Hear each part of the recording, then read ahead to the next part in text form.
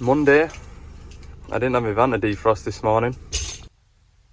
Yes, it is about 10 degrees warmer than it was last week. First order of service, get all this lot empty and put away.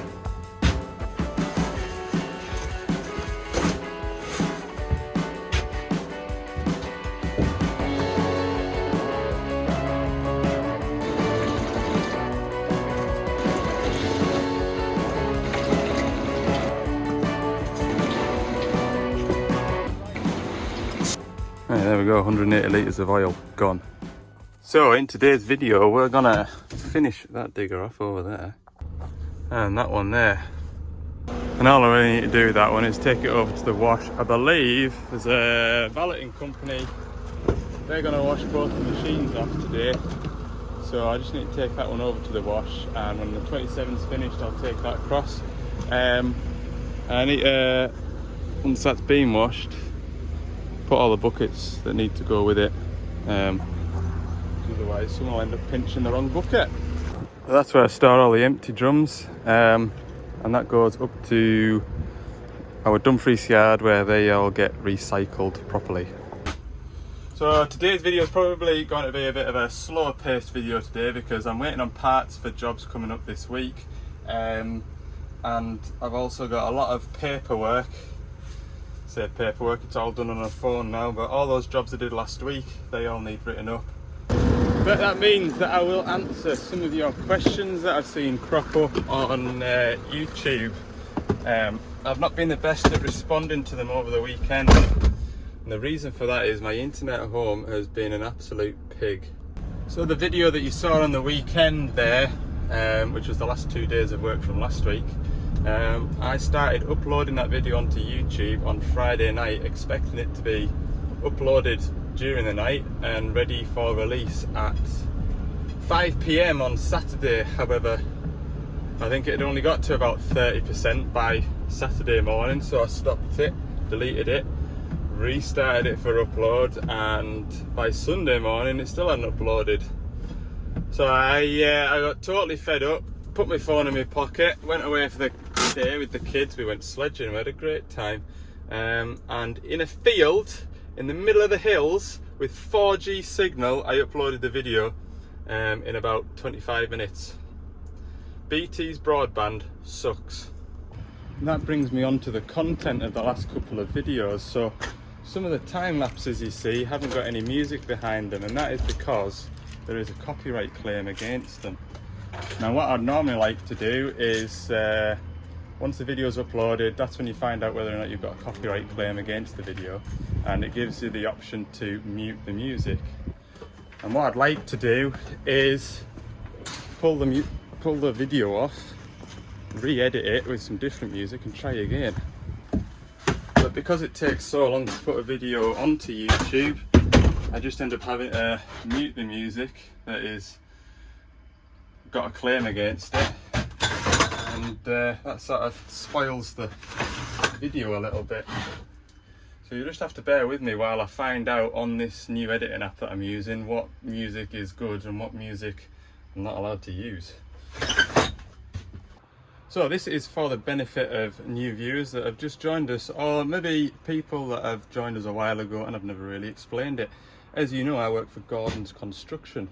Gordon's are also an agricultural dealer as well. They sell class agricultural equipment. And why do you work out of Rickaby's then, Al? Well, Rickaby's are also a class agricultural equipment dealer.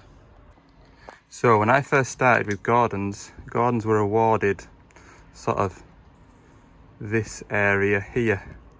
This was our first area that we got, and when I started with Gordon's it was just me in Carlisle and another lad at Castle Douglas, and the idea was I look after the customers in sort of this area up through here, and my colleague looked after this area here.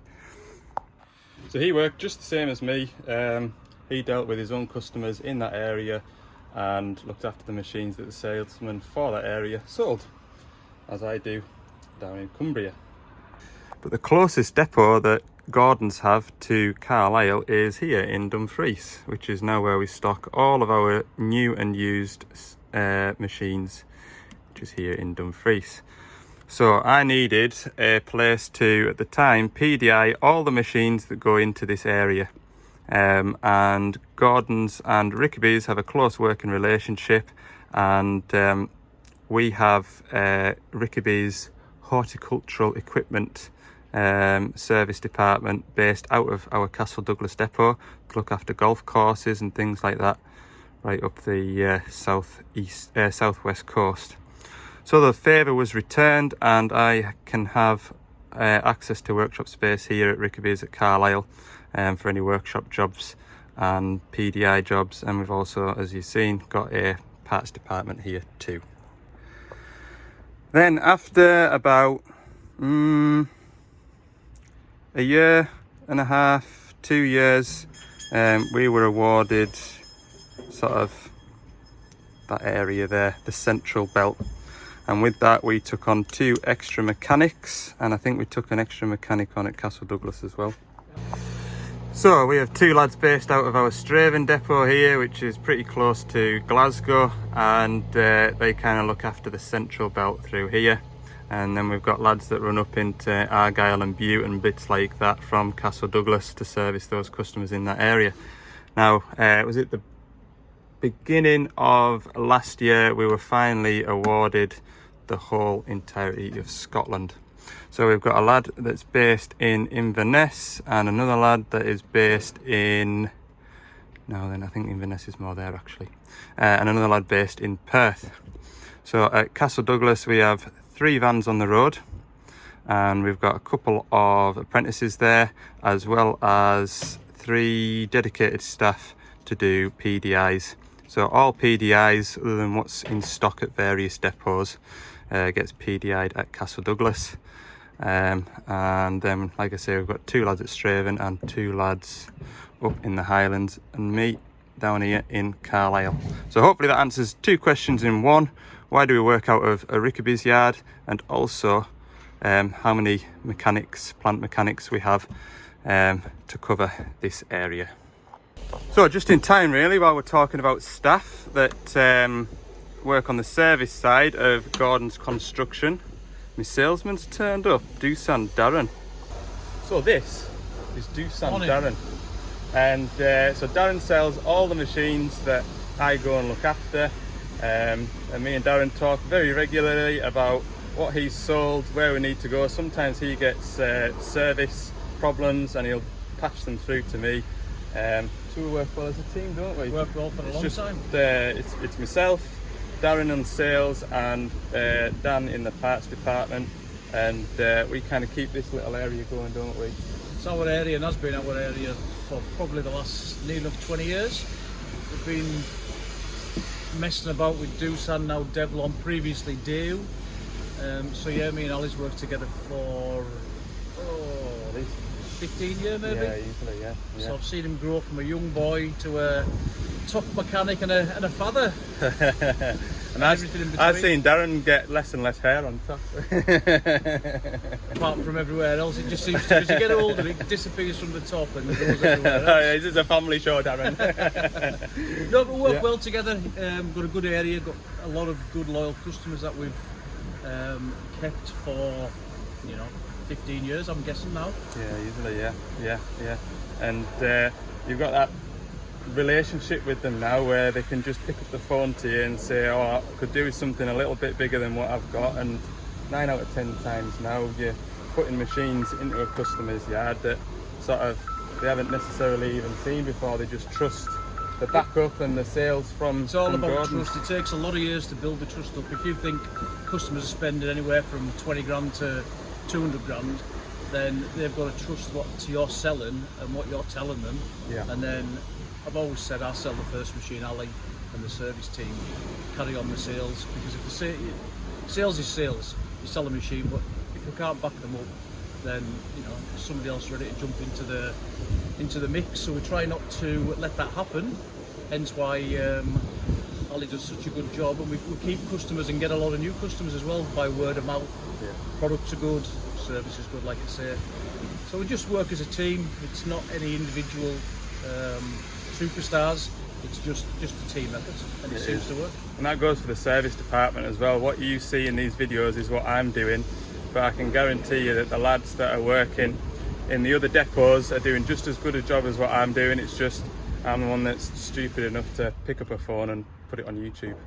So this year, how's it looking? Is it sort of quieting off this year compared to last year? We did pretty well last year, I think. We hit our targets. It's busy. The end of last year for me down here, I think it was 10, 12 machines sold in the final 5 or 6 weeks of the year. Still quite a few machines ready to go out.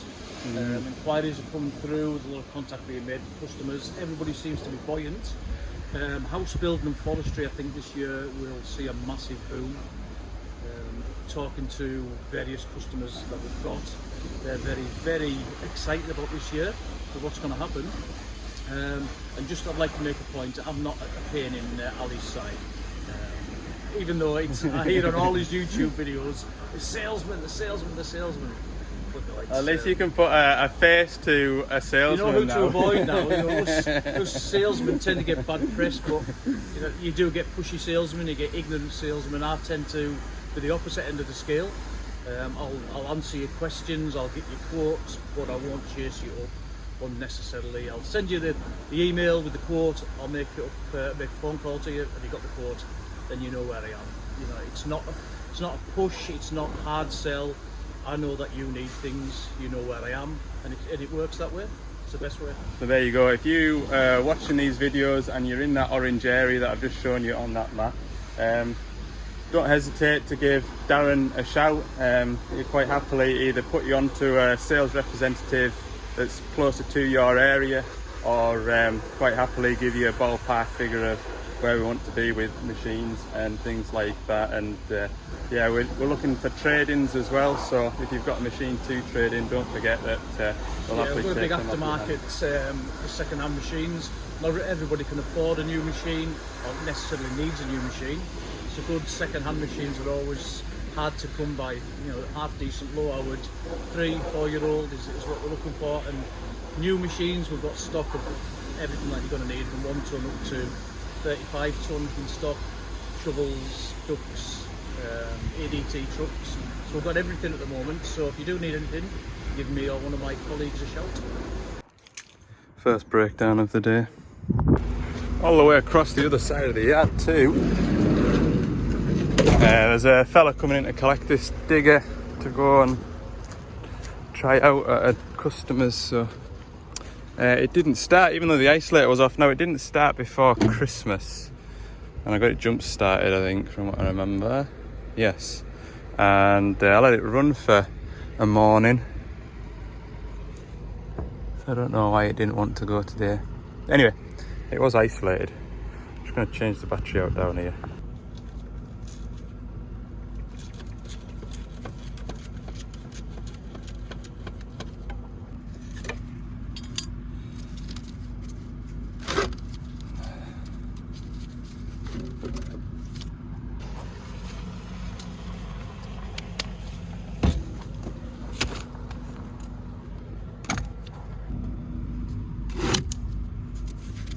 There we go, 14.3 volts. I'll just leave it running because I'm going to be in the yard today anyway. Just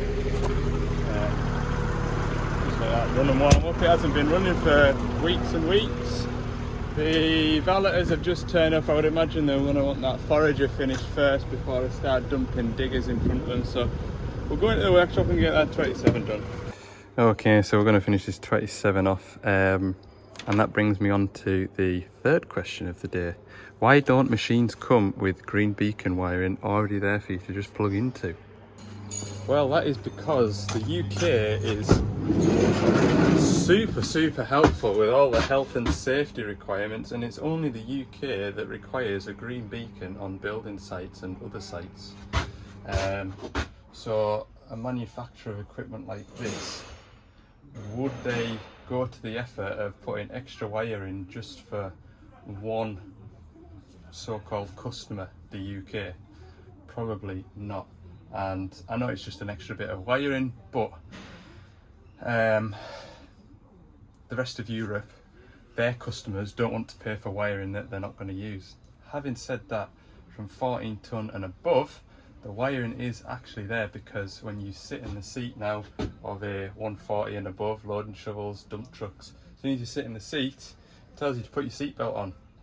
So there is wiring there, and once you've got your seatbelt clicked in, you just need to take a feed off that, and I think there is a wire up to the roof that you just need to plumb in for your green beacon. It's just the mini diggers, and most of the time when I'm PDI machines at Carlisle, it is just mini diggers that are PDI now.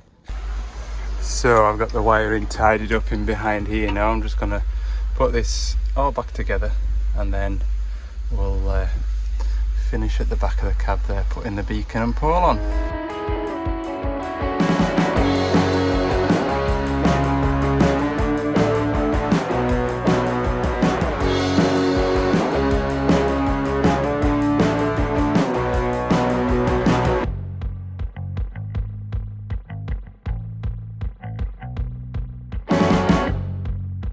Okay, so we're nearly finished now. Green beacon's on. I haven't tried it yet, to be fair. Just topping up levels. Now that I've got the hydraulic quick hitch on, just topped up the hydraulic oil level. Which reminds me, hydraulic hitch wise, you saw me in the previous video putting the hitch on this digger, and there was a question asking why I don't install a control box to control the hitch. That's because from 2.7 ton and above, Doosan Develon are good enough to put a hitch valve and pipe work in for a hydraulic quick hitch.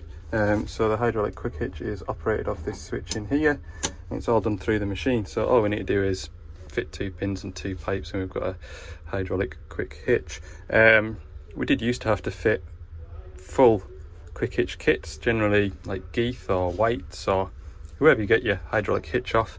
There you can supply a full kit, so pipes to run up the boom into the machine, T into pressure lines, tank lines, etc. And that is when they come with a quick hitch box, which would mount somewhere in the cab that was handy to get to. But yeah, that's the reason why. If I was putting a hydraulic hitch on a DX19, for example, which it's borderline whether or not a hydraulic hitch on a digger of that size is a good idea, because you've got a real tight little area down at the bottom to try and get hitch pipes to move without getting crushed and rubbed. And 9 out of 10 times when we send a DX19 out with a hydraulic hitch on, within 6 months the pipes are crushed and damaged, and it's just a bit of a pain in the backside. So we can do it, but we don't often. All right. Anyway, green beacon is working. I do keep forgetting that there's new people watching these videos, and quite often when I complain about these green beacons, some people don't know what they're for. That green beacon there tells everybody on site that the operator is sat on the seatbelt usually, but the idea is you plug your seatbelt in properly and everybody knows that you're wearing a seatbelt. That is all it's for. So there you go. Right, put it all back together then. I think that's it finished. Anyway, when I tracked it round, the beacon fell off. And it's only, look, it's not even a tack. Probably just a galv holding it together. So thankfully it didn't come off and swing through the back window. It's stupid, but I'm just going to put a bolt through that hole there. Well, I suppose I should be used to it. Raining now. I've just had my lunch. I've got this digger. I need to put these pallet forks on and build these pallet forks up. Look, wondered what was running. I've left this 27 ticking over. It's a good job I came over here. Pretty confident that'll start now. Go and turn the isolator off while I remember.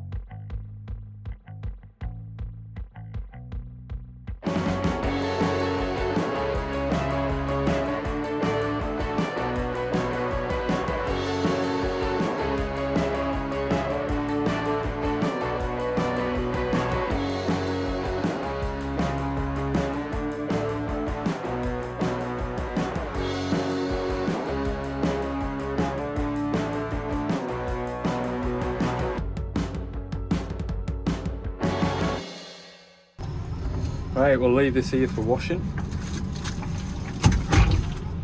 Reserve all your what an operator comments. I know, I am amazing. If it doesn't work out on the spanners, I'm sure I'll find somewhere to sit and... Right, I'll go and see if that 27 has a design rating done. If it has, then I'll fetch it round. Okay, now for the bit that won't entertain you. So I'll leave you all in here. Paperwork, and some laptop stuff I need to go and do as well. 2 o'clock, so I'll probably put the rest of the day in. We'll see.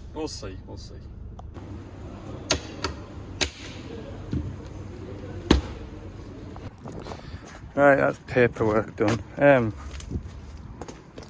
There's another job to do. Wash the winter off the van. But I can't. I just simply can't, because the wash is being used to hopefully wash some of my diggers. Oh, that machine over there has been sign written. I'll go and take that out to the wash. There we go. First in the queue, second in the queue. Whichever they want to do first, I don't mind. Ooh, get me out of this workshop area. I hate being in the yard all day. Well, it is home time, isn't it? Don't worry, fear not, in the next video there will definitely be an open toolbox. I will definitely be working outside in the rain. I will definitely be fed up, and you will all enjoy watching it. Sorry for a slow video today, it's just the way it is. We're not always flat out on the tools chasing around the countryside after broken down diggers or spinning filters. Like I say, these videos are an accurate representation of a day in the life of me, because this is just how it goes. So thanks for bearing with us in this one, and stay tuned for the rest of the week, because it's going to be all go once all these parts turn up. I'm telling you now, all go. See you in the next one.